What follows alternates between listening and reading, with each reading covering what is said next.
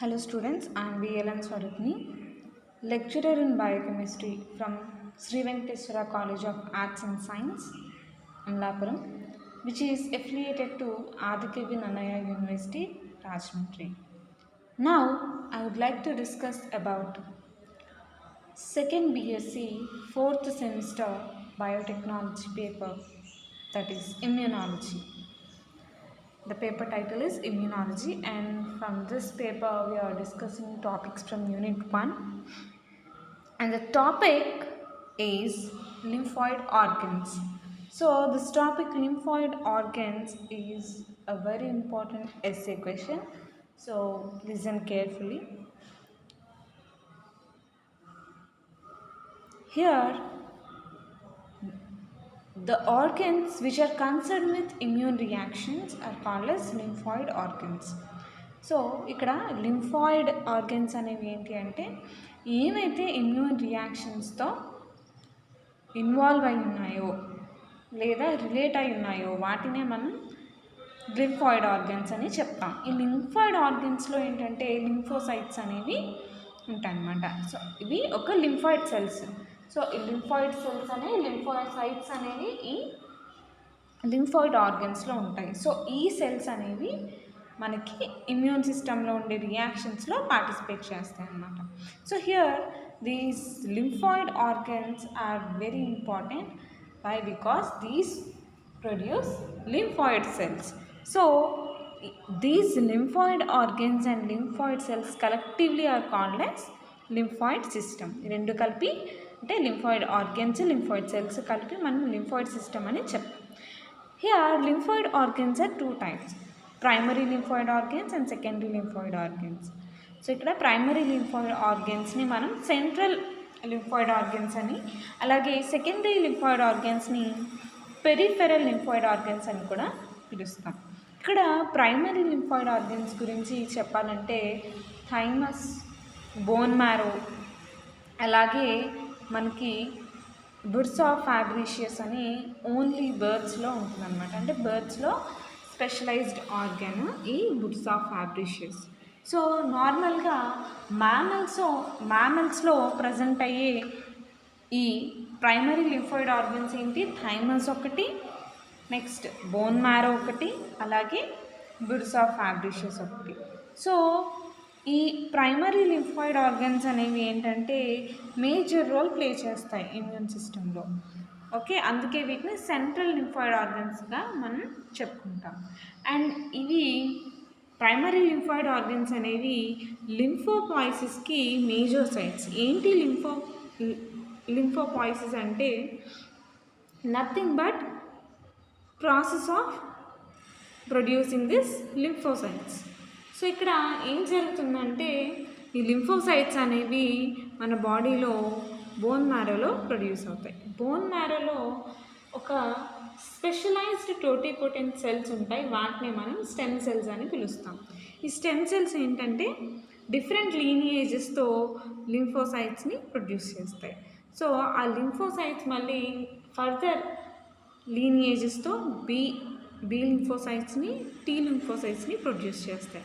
అంటే ఇక్కడ B lymphocytes అనేవి బోన్ మ్యారోలో ప్రొడ్యూస్ అయితే ఈ స్టెమ్ సెల్స్ నుంచి వచ్చిన కొన్ని లింఫోసైట్స్ ఏమవుతాయంటే they travel to the thymus. So థైమస్లోకి వెళ్ళి అక్కడ టీ లింఫోసైట్స్ని ప్రొడ్యూస్ చేస్తాయి. సో అలా మన బాడీలో డిఫరెంట్ లింఫోసైట్స్ ప్రొడ్యూస్ అయ్యే ప్రాసెసే ఈ లింఫోపాయిసిస్ అనమాట. సో ఇది ఎక్కడ జరుగుతుంది అంటే మేజర్గా ఈ లింఫాయిడ్ ఆర్గన్స్లో ఈ లింఫోపాయిసిస్ అనే ప్రాసెస్ జరుగుతుంది. సో ఇక్కడ లింఫాయిడ్ ఆర్గన్స్ ఏంటి? Primary lymphoid organs thymus, bursa Fabricius.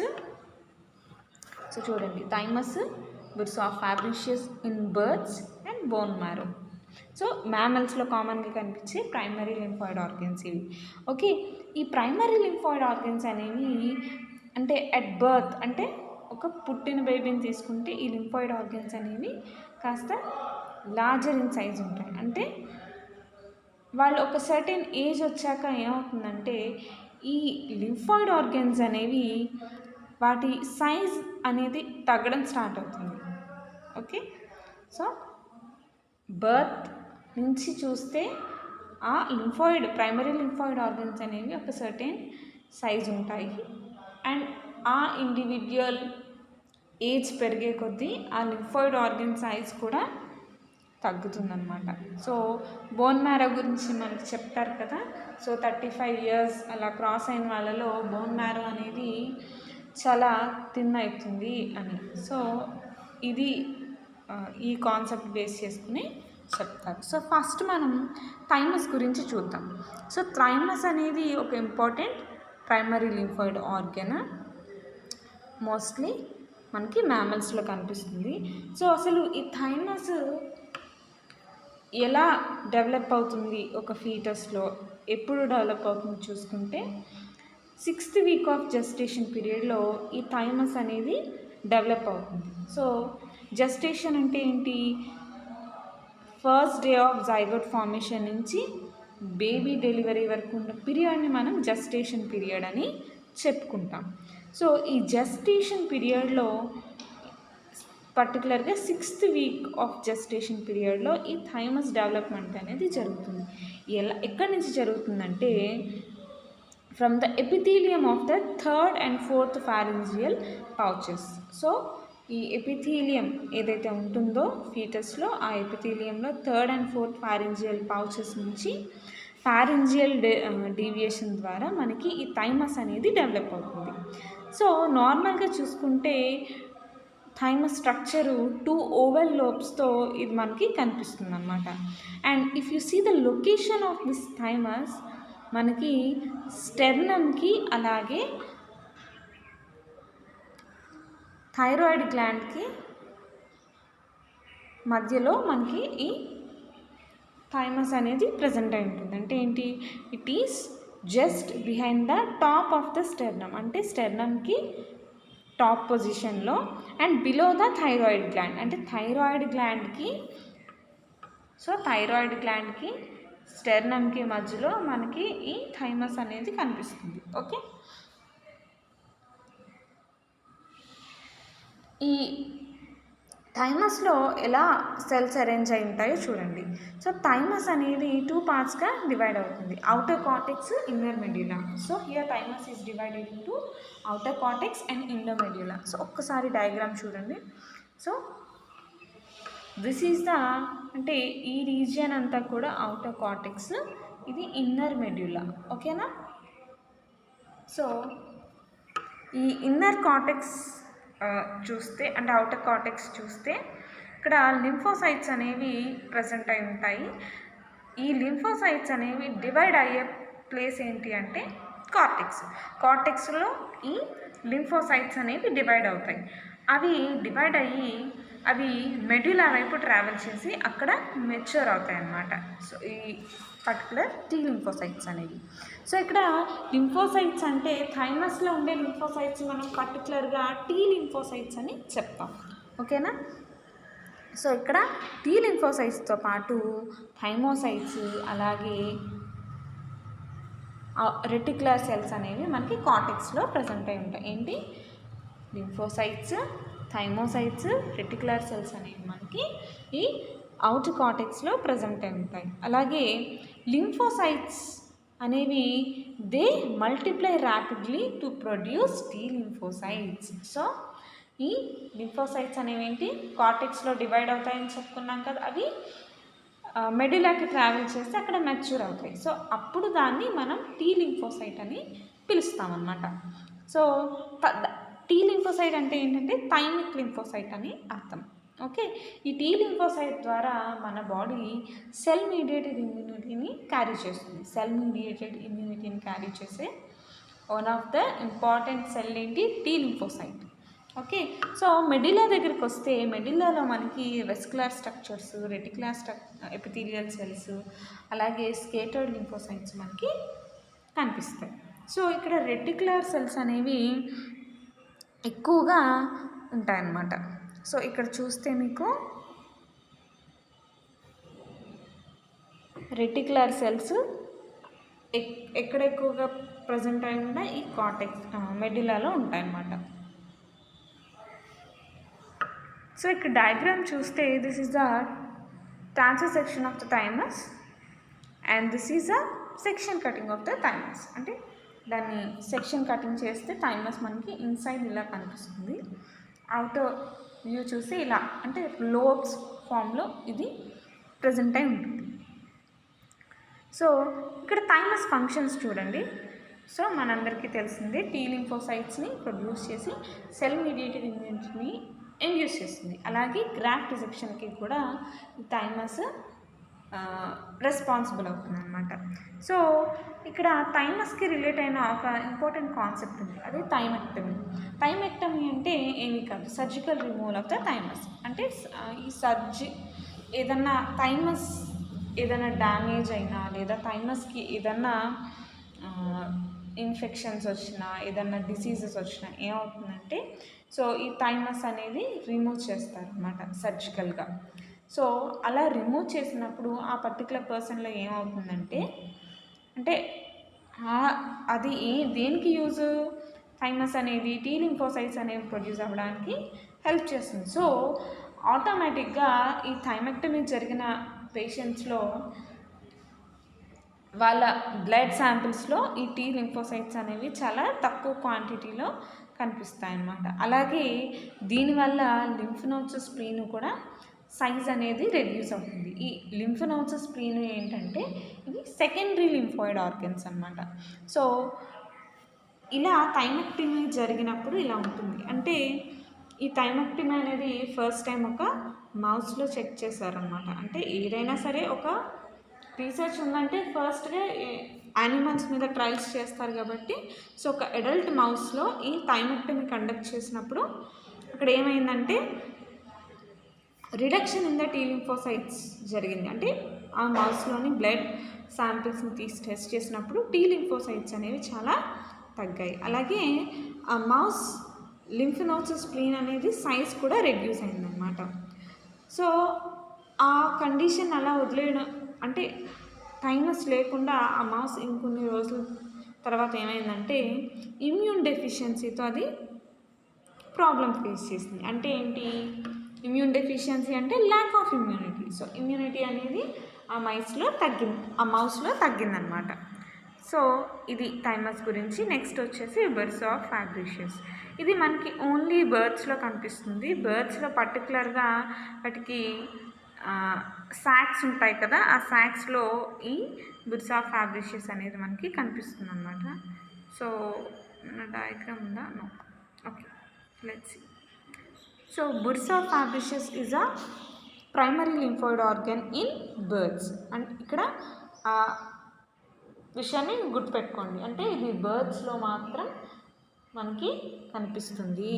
So this is a sac like lymphoepithelia structure arising as a dorsal diverticulum from the cloaca in birds. So ఈ బర్డ్స్కి నెక్ దగ్గర సాక్స్లా ఉంటాయి కదా, so ఆ సాక్స్లో ఈ birds of ఫ్యాబ్రిషియస్ అనేది present అయి ఉంటుంది అన్నమాట. And the main organ originate from the hindgut epithelium of the chick embryo. So అంటే ఫీటస్ అని చెప్పకూడదు. సో ఇది బర్డ్ ఎగ్ నుంచి డెవలప్ అయ్యేది ఉంటుంది కదా, జైగోట్ నుంచి అది డెవలప్ అయ్యే స్టేజ్లో చిక్ ఎంబ్రియో ఏదైతే ఉంటుందో ఆ ఎంబ్రియోలో హిండ్గట్ ఎపిథీలియం నుంచి ఈ బర్డ్స్ ఆఫ్ ఫ్యాబ్రిషియస్ అనేది డెవలప్ అవుతుంది. ఓకే, సో ఇది 4th month ఏజ్లో ఆ బర్డ్స్ ఆఫ్ ఫ్యాబ్రిషియస్ అనేది బర్డ్స్లో డెవలప్ అవుతుంది. And it reaches the maximum size of about 3 centimeters, after which it starts degenerating. అంటే ఇది బర్త్ నుంచి అంటే 4th monthలో డెవలప్ అవుతుంది కదా, అప్పటి నుంచి 3 centimeters వరకు అది సైజ్ ఇంక్రీజ్ అవుతుంది. ఎప్పుడైతే 3 centimeters రీచ్ అయిందో అప్పటి నుంచి మళ్ళీ డీగ్రేడేషన్ అనేది స్టార్ట్ అవుతుంది అన్నమాట. సో ఫంక్షన్స్ ఆఫ్ బుర్సా చూడండి, it produces B lymphocytes, macrophages and plasma cells. So ఇక్కడ బీ లింఫోసైట్స్ అయితే cell mediated immunity, macrophages and plasma cells అనేవి ఈ హ్యూమోరల్ ఇమ్యూనిటీకి హెల్ప్ చేస్తాయి. సో ఇలా బర్డ్స్లో ఇమ్యూనిటీ కోసం ఈ బుర్స్ ఆఫ్ ఫ్యాబ్రిషియస్ అనేది మనకి హెల్ప్ అవుతుంది. So next important primary lymphoid organ is bone marrow. So ఈ బోన్ మ్యారో గురించి మనకి బాగా తెలుసు కదా. సో మనకి ఏదైతే బోన్స్ ఉంటాయో మన బాడీలో, సో ఆ బోన్స్కి ఇన్సైడ్ ఏదైతే సాఫ్ట్ టిష్యూ ఉంటుందో దాన్నే మనం బోన్ మ్యారో అంటాం. So what ever the soft tissue that is present inside the bones is called as bone marrow. It is a primary lymphoid organ. So ఇదొక సాఫ్ట్ టిష్యూ అనమాట. ఇది బేసిక్గా blood cells అనేవి ఈ బోన్ మ్యారోలో ఎక్కువగా produce అవుతాయి. అంటే హీమోపాయిసిస్ జరుగుతుంది. ఇందాక థైమస్ గురించి చెప్పుకున్నప్పుడు, అంటే ఇంట్రడక్షన్ చెప్పుకున్నప్పుడు లింఫోపాయిసిస్ జరుగుతుంది అని చెప్పుకున్నాం కదా. సో ఇక్కడ హీమోపాయిసిస్ కూడా జరుగుతుంది. హీమోపాయిసిస్ అంటే ప్రొడక్షన్ ఆఫ్ బ్లడ్ సెల్స్ అనేవి ప్రొడ్యూస్ అవుతాయి. ఎక్కడి నుంచి? స్టెమ్ సెల్స్ నుంచే. సో ఇక్కడ లింఫోసైట్స్ ప్రొడ్యూస్ అయినా లేదా బ్లడ్ సెల్స్ ప్రొడ్యూస్ అయినా ఎక్కడి నుంచి ప్రొడ్యూస్ అవుతాయి? స్టెమ్ సెల్స్ నుంచే ప్రొడ్యూస్ అవుతాయి. ఓకే. సో ఇక్కడ ఏదైతే బోన్ క్యావిటీలో ఉన్న బోన్ మ్యారో ఉందో అది ఈ పర్టికులర్ బ్లడ్ సెల్స్ కానివ్వండి, లింఫోసైట్స్ కానివ్వండి ప్రొడ్యూస్ అవ్వడానికి మేజర్ రీజన్ అనమాట. సో మ్యామల్స్ వచ్చేసి this is the largest tissue and ఒక 3 kgs వరకు వెయిట్ అనేది ఉంటుంది. అంటే ఓవరాల్ బాడీలో ఉండే బోన్ మ్యారో వెయిట్ చూసుకుంటే it will be around 3 kgs అనమాట, ఒక యావరేజ్ హ్యూమన్ అడల్ట్లో. సో ఈ బోన్ మ్యారోలో మళ్ళీ మనకి 2 రీజియన్స్ ఉంటాయి, vascular and adipose region and also haemopoietic region అనేది కూడా ప్రజెంట్ అయి ఉంటుంది. సో ఇక్కడ హీమోపాయిటిక్ రీజియన్ అంటే మీకు ఆ నేమ్తోనే అర్థం అవ్వాలి. ఏంటి? హీమోపాయిసిస్ జరిగే ప్లేస్ని మనం హీమోపాయిటిక్ రీజియన్ అని చెప్పుకుంటాం. సో ఇక్కడ ఫస్ట్ వాస్కులర్ రీజియన్ గురించి చూడండి. So in this vascular region the circulating system that supplies nutrients and removes waste from the actively growing blood cells. This tissue forms about the half of the weight of the bone marrow. So bone మ్యారోలో half of the weight ఈ vascular రీజియనే ఉంటుంది. అసలు ఈ vascular region ఏంటి అంటే మన blood cells produce అవుతాయి అని చెప్పుకున్నాం కదా. ఆ బ్లడ్ సెల్స్ డెవలప్ అవడానికి కావాల్సిన న్యూట్రియంట్స్, అలాగే ఈ ప్రొడక్షన్ ప్రాసెస్లో ప్రొడ్యూస్ అయిన వేస్ట్ ఏదైతే ఉంటుందో అవన్నీ కూడా మనకి ఈ వాస్కులర్ రీజియన్లో ఉంటుందన్నమాట.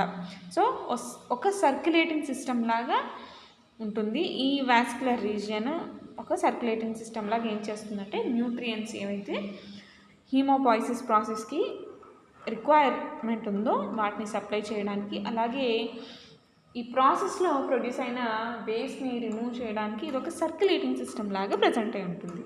ఓకే. అలాగే the other half of the bone marrow which is actively involved in haemopoiesis is known as red marrow. Okay.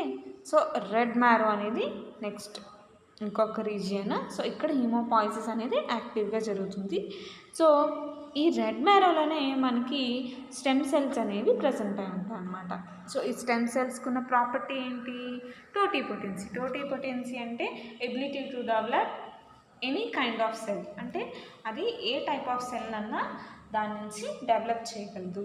So అందుకే కదా ఈ స్టెమ్ సెల్స్ని ప్రిజర్వ్ చేసుకుంటున్నారు రీసెంట్ టైమ్స్లో. అంటే రీసెంట్ టైమ్స్ అంటే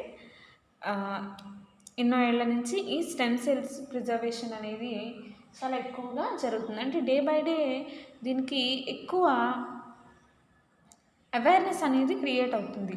నార్మల్ పీపుల్కి ఈ స్టెమ్ సెల్స్ అంటే ఏంటి, ఆ స్టెమ్ సెల్స్ ప్రిజర్వ్ చేయడం వల్ల ఏంటి ఉపయోగం అనేది అంటే ఇయర్ బై ఇయర్ ప్రతి ఒక్కరికి అవగాహన బాగా వస్తుంది. అసలు ఈ స్టెమ్ సెల్స్ని ఎందుకు ప్రిజర్వ్ చేసుకుంటున్నారు అంటే, ఫర్ ఎగ్జాంపుల్ ఈ స్టెమ్ సెల్స్ ఏంటి, ఏ సెల్నన్నా ఆ సెల్ నుంచి మనం డెవలప్ చేయొచ్చు. అంటే ఒక స్టెమ్ సెల్ని తీసుకుంటే ఆ స్టెమ్ సెల్ని యూటిలైజ్ చేసుకుని ఏ టైప్ ఆఫ్ సెల్ అన్నా మనం డెవలప్ చేయొచ్చు. సో ఇన్ కేస్ ఏదన్నా జెనెటికల్ డిజార్డర్స్ వాటిని ట్రీట్ చేయడానికి. అలాగే ఏమన్నా ఆర్గాన్ డిస్ఫంక్షనింగ్ వచ్చినా సో ఆ ఆర్గాన్ డిస్ఫంక్షన్ని ట్రీట్ చేయడానికి ఈ స్టెమ్ సెల్స్ అనేవి బాగా హెల్ప్ అవుతాయి. సో అందుకే వాళ్ళు ఏం చేస్తారు అంటే at the time of birth ఈ స్టెమ్ సెల్స్ అనేవి ప్లాసెంటాలో చాలా ఎక్కువగా దొరుకుతాయి కాబట్టి ఆ ప్లాసెంటాని ప్రిజర్వ్ చేస్తారన్నమాట. ఎలా ప్రిజర్వ్ చేసుకుంటారు?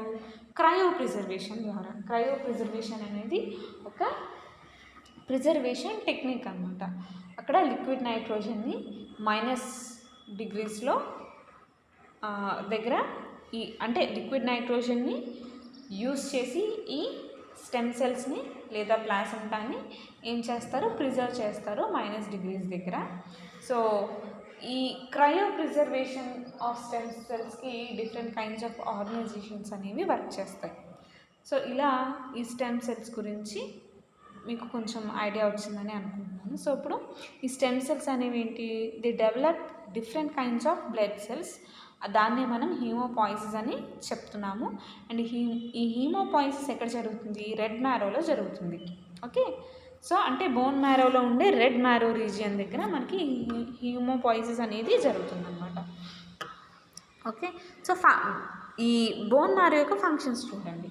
హీమోపాయిటిక్ stem cells arise in the bone marrow from the haemopoietic stem cell of the bone marrow. So ఏదైతే హీమోపాయిటిక్ స్టెమ్ సెల్ ఉందో దాని నుంచి ఈ స్టెమ్ సెల్స్ వస్తాయి. అదే స్టెమ్ సెల్స్ ఏం చేస్తాయి? బ్లడ్ సెల్స్ని ప్రొడ్యూస్ చేస్తాయి. సో ఈ డిఫరెంట్ బ్లడ్ సెల్స్ని అంటే రెడ్ బ్లడ్ సెల్స్ని, వైట్ బ్లడ్ సెల్స్ని, ప్లేట్లెట్స్ని కూడా ఇక్కడ ప్రొడ్యూస్ చేసే ఛాన్సెస్ ఉంటాయి.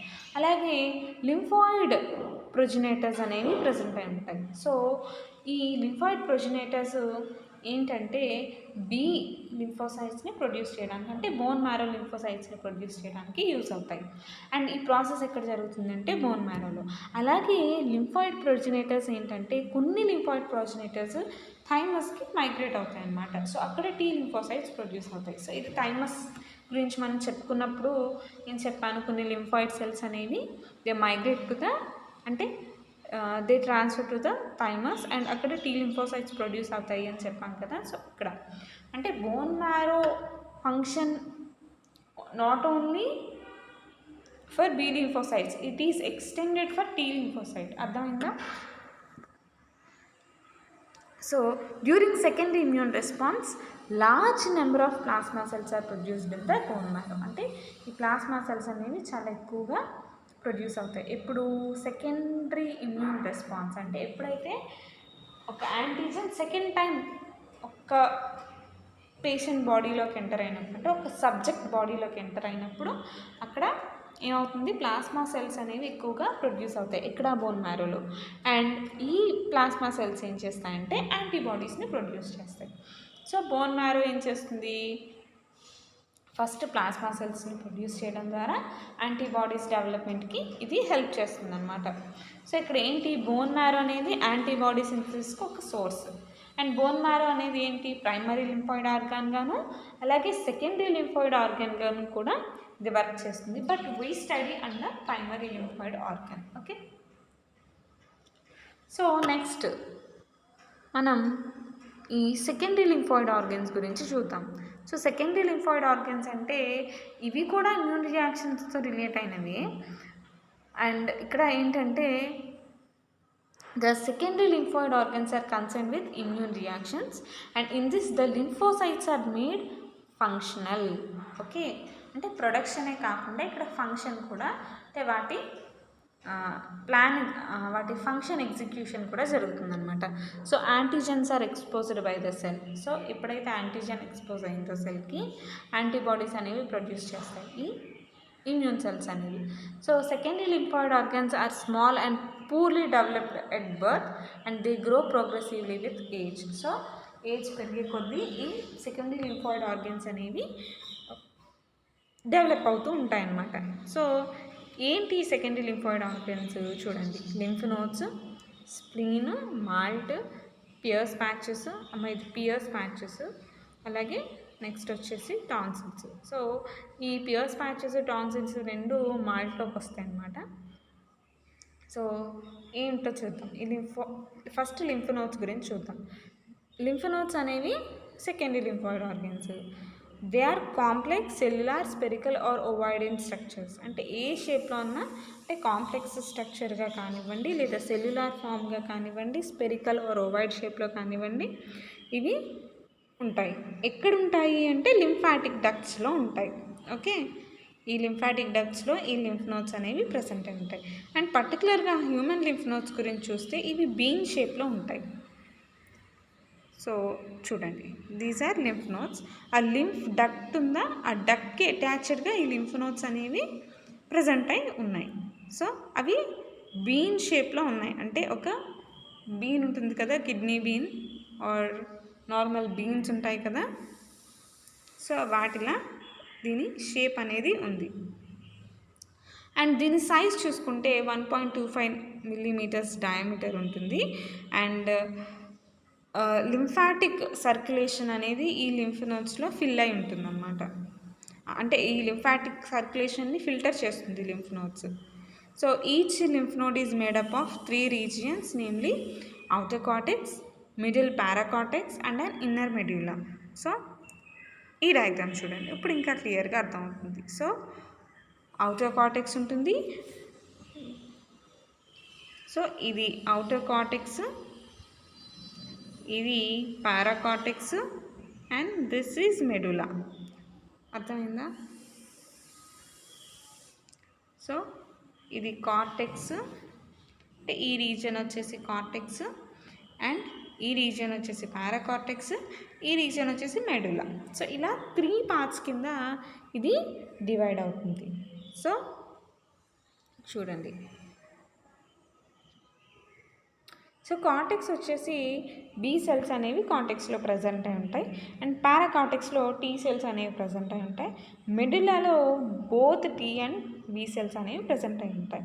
సో ఇక్కడ ఈ బి సెల్స్ కానీ టీ సెల్స్ కానీ ఇక్కడ ప్రొడ్యూస్ అవుతున్నాయి అని చెప్పట్లేదు. ఏంటి, జస్ట్ ప్రజెంట్ అయి ఉంటున్నాయి. ఇందాక ఏం చెప్పుకున్నాం, సెకండరీ లింఫాయిడ్ ఆర్గన్స్ అనేవి ఏంటి, ఈ ఏదైతే ఈ ఇమ్యూన్ సెల్స్ ఉన్నాయో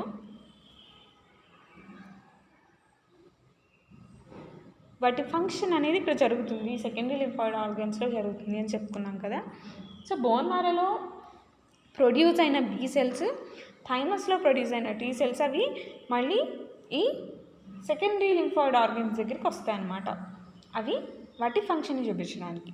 సో ఇక్కడ లింఫ్ నోడ్స్ గురించి చూసుకుంటే బి లింఫోసైట్స్ అనేవి కార్టెక్స్లోని, అలాగే టీ లింఫోసైట్స్ అనేవి మెడులాలోని, అలాగే ఈ 2 బి అండ్ టీ సెల్స్ వచ్చేసి బి సెల్స్ అనేవి కార్టెక్స్లోని, టీ సెల్స్ అనేవి పారాకార్టెక్స్లోని, అండ్ మెడులాలో both B and T cells అనేవి ప్రజెంట్ అయి ఉంటాయి.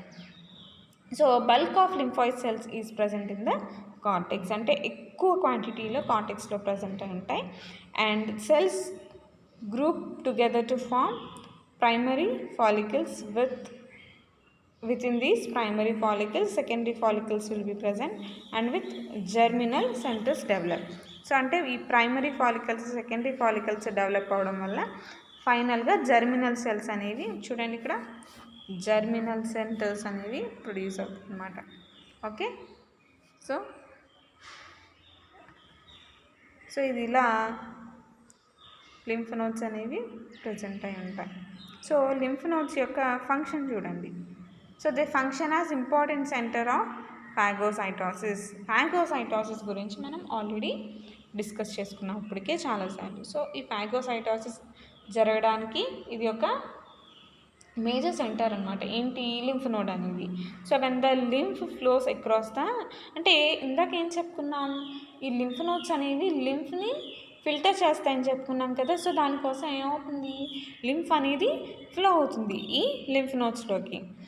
సో అలా ఫ్లో అయినప్పుడు యాంటీజెన్స్ కూడా ఎంటర్ అవుతాయి కాబట్టి ఆ యాంటీజెన్స్ని ఫాగోసైటోసిస్ ప్రాసెస్ ద్వారా ఈ లింఫ్ నోడ్స్ అనేవి ఎలిమినేట్ చేస్తాయి అన్నమాట. అంటే they remove these antigens through phagocytosis process by filtering the lymph.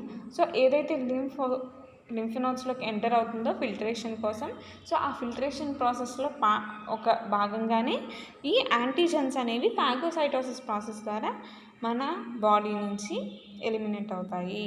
So ఈ లింఫ్ నోడ్స్ అనేవి డిఫరెంట్ రీజన్స్లో మన బాడీలో ప్రజెంట్ అయి ఉంటాయి. సో ఈ లింఫ్ నోడ్స్ అనేవి initiation and development of humoral cell mediated immune రెస్పాన్స్కి ఇవి ఇంపార్టెంట్ అనమాట. అంటే ఏంటి, ఈ హ్యూమోరల్ అవనివ్వండి, సెల్ మీడియేటెడ్ ఇమ్యూనిటీ అవనివ్వండి, రెండు జరగడానికి అంటే స్టార్ట్ అవ్వడానికి ఇనీషియేషన్కి డెవలప్మెంట్కి కూడా ఈ లింఫ్ నోడ్స్ అనేవి హెల్ప్ అవుతాయి. ఓకే, సో అలాగే T dependent and B dependent areas అనేవి ఏం చేస్తాయి, జర్మినల్ ఏరియాస్గా యాక్ట్ చేస్తాయి అన్నమాట. సో ఇది లింఫ్ నోడ్స్ గురించి. సో నెక్స్ట్ వచ్చేసి spleen. So spleen this is also a secondary lymphoid organ. ఇది ఒక సాలిడ్ ఎన్క్యాప్సులేటెడ్ ఆర్గాన్ అనమాట. ఓకే, ఎక్కడ ప్రజెంట్ అయిందంటే at the upper part of the abdominal cavity behind the stomach and it is very close to the diaphragm. Okay, డయాఫ్రాకి దగ్గరగా ఉంటుంది.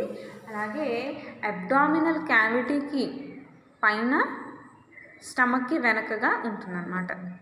Okay, so ఇందులో major part of the lymphoid tissue is arranged around the central arteriole and it is known as periarterial lymphatic sheath, PALS అని చెప్తాను సింపుల్గా.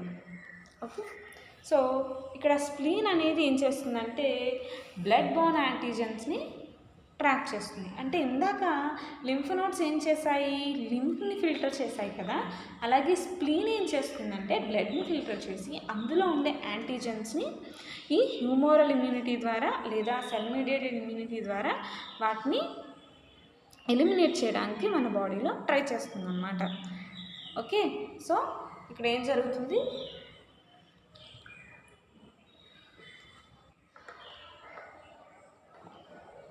Spleen బ్లడ్ని filter చేసి బ్లడ్లో present అయిన యాంటీజెన్స్ని హ్యూమోరల్ ఇమ్యూనిటీ ద్వారా అలాగే సెల్ మీడియేటెడ్ ఇమ్యూనిటీ ద్వారా ఇది ఎలిమినేట్ చేస్తుంది అన్నమాట. సో ఇది స్ప్లీన్ చేసే major function. So blood borne bacterial infections అనేవి ఈ స్ప్లీన్ రాకుండా మనకి ప్రొటెక్షన్ ఇస్తుంది. సో ఫంక్షన్ చూడండి, graveyard for worn out blood cells. So ఏవైతే బ్లడ్ సెల్స్ వాటి లైఫ్ సైకిల్ కంప్లీట్ చేసుకున్న అంటే కంప్లీట్ అయిపోయిన బ్లడ్ సెల్స్ ఉంటాయో, అంటే లైఫ్ స్పాన్ ఉంటుంది కదా, ఇప్పుడు రెడ్ బ్లడ్ సెల్స్ తీసుకోండి, 120 days ఉంటుంది వాటికి. సో ఆ లైఫ్ స్పాన్ కంప్లీట్ అయిన బ్లడ్ సెల్స్ ఏమైతే ఉంటాయో అవన్నీ కూడా స్ప్లీన్లో డిపాజిట్ అవుతాయి అన్నమాట. సో స్ప్లీన్ ఏం చేస్తుంది, బ్లడ్ని ఫిల్టర్ చేసినప్పుడు ఈ డెడ్ సెల్స్ని కూడా అంటే డెడ్ బ్లడ్ సెల్స్ని కూడా అది ఫిల్టర్ చేస్తుంది. సో అందుకే దీన్ని graveyard of worn out blood cells అని చెప్తాము. So reserve time for the formation of RBC అంటే టైమ్ ఆఫ్ నెసెసరీ, అంటే ఎప్పుడైనా ఎమర్జెన్సీ కండిషన్స్లో బ్లడ్ సెల్స్ అనేవి ఫామ్ అవ్వడానికి ఇది లొకేషన్గా ఉంటుందన్నమాట. Acts as filter for trapping foreign particles which pass through the circulating blood. So ఇది ఈ పర్టికులర్ ఆర్గాన్. సో అంటే వైట్ పల్ప్ అని అలాగే రెడ్ పల్ప్ అని రెండు పార్ట్స్ కింద ఇది ప్రజెంట్ అయి ఉంటుంది. సో వైట్ పల్ప్ని మనం కార్టెక్స్ అని పిలవచ్చు, రెడ్ పల్ప్ని మెడులా అని పిలవచ్చు. సో ఈ స్ప్లీన్ స్ట్రక్చర్ ఇలా ఉంటుందన్నమాట. సో ఫిల్టరేషన్ జరగడానికి ఇది హెల్ప్ చేస్తుంది. నెక్స్ట్ వచ్చేసి మాల్ట్. మాల్ట్ అంటే ఏంటంటే mucosa associated lymphoid tissue. Mucosa associated lymphoid tissue. So ఇక్కడ మ్యూకస్ లేయర్ ఉంటుంది కదా మనకి ఎలిమెంటరీ కెనాల్కి, అంటే మౌత్ నుంచి అనస్ వరకు. సో అలాగే రెస్పిరేటరీ ట్రాక్కి, యూరినోజెనిటల్ ట్రాక్కి మనకి ఈ మ్యూకస్ మెంబ్రెయిన్ ఏదైతే ఉంటుందో ఈ మ్యూకస్ మెంబ్రెయిన్లో ఈ మ్యూకోజా అసోసియేటెడ్ లింఫాయిడ్ టిష్యూ అనేది ప్రజెంట్ అయి ఉంటుంది అనమాట. అంటే it is provided with the dispersed group of lymphoid tissues. So ఈ లింఫాయిడ్ టిష్యూస్ అనేవి ఈ మ్యూకస్ లేయర్లో ఇవి ప్రజెంట్ అయి ఉంటాయి. ఇవి క్యాప్సూల్లెస్ అనమాట, అంటే వితౌట్ క్యాప్సూల్ ఇవి ప్రజెంట్ అయి ఉంటాయి. హ్యూమన్స్లో అయితే పియర్స్ మ్యాచెస్ అని టాన్సిల్స్ అని, అపెండిక్స్ అని, వీటికి అంటే మొత్తం ఓవరాల్ మ్యూకస్ మెంబ్రేన్ ఉండవు, ఒక పర్టికులర్ ఏరియాలో ఇవి ఉంటాయన్నమాట. సో ఈ మాల్ట్లోకి ఏమేమి వస్తాయంటే పియర్స్ ప్యాచెస్ ఒకటి, టాన్సిల్స్ అంటే మనకి నెక్ దగ్గర ఉంటాయి. సో అపెండిక్స్ వచ్చేసి మనకి లార్జ్ ఇంటెస్టైన్ దగ్గర ఉంటుంది. సో ఈ లింఫాయిడ్ టిష్యూస్ అనమాట. సో మ్యూకస్ లేయర్ ఏదైతే ఈ ఎలిమెంటరీ కెనాల్లో ఉందో, సో అక్కడ ఈ మాల్ట్కి సంబంధించిన సెకండరీ లింఫాయిడ్ ఆర్గన్స్ అనేవి ఉంటాయి. అవి ఏంటి? పియర్స్ ప్యాచెస్ కానివ్వండి, టాన్సిల్స్, అపెండిక్స్ ఇలాంటివి.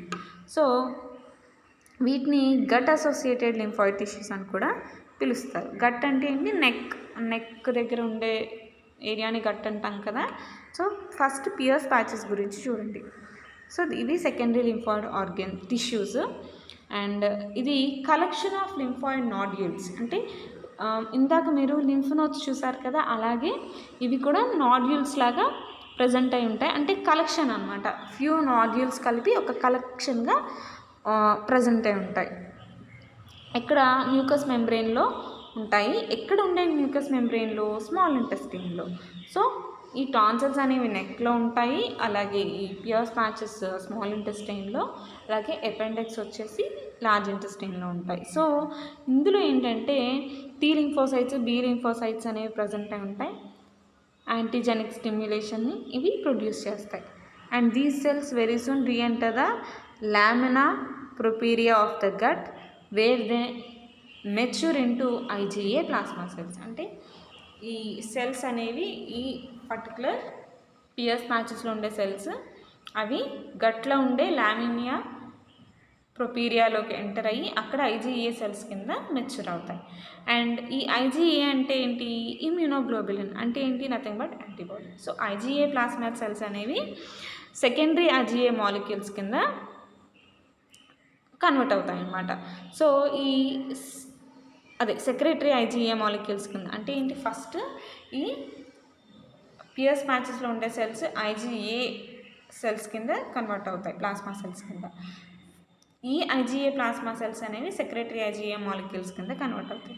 ఈ సెక్రెటరీ IgA సెల్స్ అనేవి ఏంటంటే మ్యూకస్ ద్వారా ఇవి ట్రాన్స్పోర్ట్ అవుతాయి ఇక్కడికి, ఇంటెస్టైనల్ ల్యూమెన్లోకి వెళ్ళి ఈ వైరసెస్ కానీ, బ్యాక్టీరియాస్ కానీ, ఏదన్నా టాక్సిక్ మెటీరియల్ కానీ ఉంటే వాటిని బాడీలోకి ఫర్దర్గా ఎంట్రీ అవ్వకుండా, సర్క్యులేషన్లోకి ఎంటర్ అవ్వకుండా ఇవి మనల్ని ప్రొటెక్ట్ చేస్తాయి అన్నమాట. సో ఇవి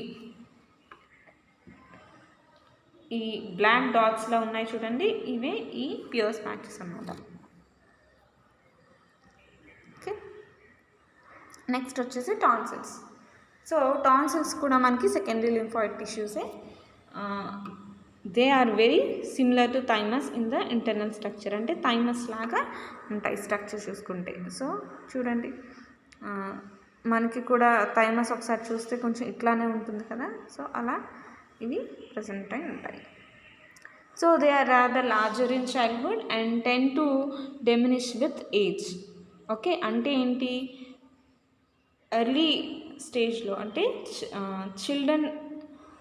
చిల్డ్రన్లో ఇవి కొంచెం పెద్దగా ఉంటాయి, వెళ్ళే కొద్ది ఇవి సైజ్ అనేవి తగ్గిపోతూ ఉంటాయి. కన్సిడరబుల్ అంటే వీటిలో అంటే these tonsils contain considerable amount of lymphoid tissue and composed finally mostly of B lymphocytes and lymph nodes. So అంటే స్ప్లీన్ అండ్ లింఫ్ నోడ్స్లో ఎలా బి లింఫోసైట్స్ ఉంటాయో అలాగే ఇందులో కూడా బి లింఫోసైట్స్ ఉంటాయి. మైక్రోబ్స్ ఇన్ఫెక్షన్స్ రాకుండా ఇది మనలో రెసిస్టెన్స్ని డెవలప్ చేస్తుంది. సో మైక్రోబ్స్ ఏవైతే ఎయిర్ ద్వారా ఇన్హేల్ చేస్తామో వాటిని కూడా ఇవి తగ్గించడానికి ట్రై చేస్తుంది. Next cells of immune system మనం నెక్స్ట్ క్లాస్లో చూద్దాము. సో ఇది మీకు organs of immune system. Next క్లాస్లో సెల్స్ చూద్దాం. సెల్స్ చూసాక మనకి primary immune response, secondary immune response చూస్తే మనకి ఆల్మోస్ట్ ఈ సిలబస్ అంటే ఈ యూనిట్ కంప్లీట్ అయిపోతుంది. ఓకేనా? ఏమైనా డౌట్ ఉంటే అడగండి. నోట్స్ తొందరగా కంప్లీట్ చేయండి. నోట్స్లో కూడా ఏమైనా డౌట్స్ ఉంటే ఒకసారి you can ping me. Okay, thank you students.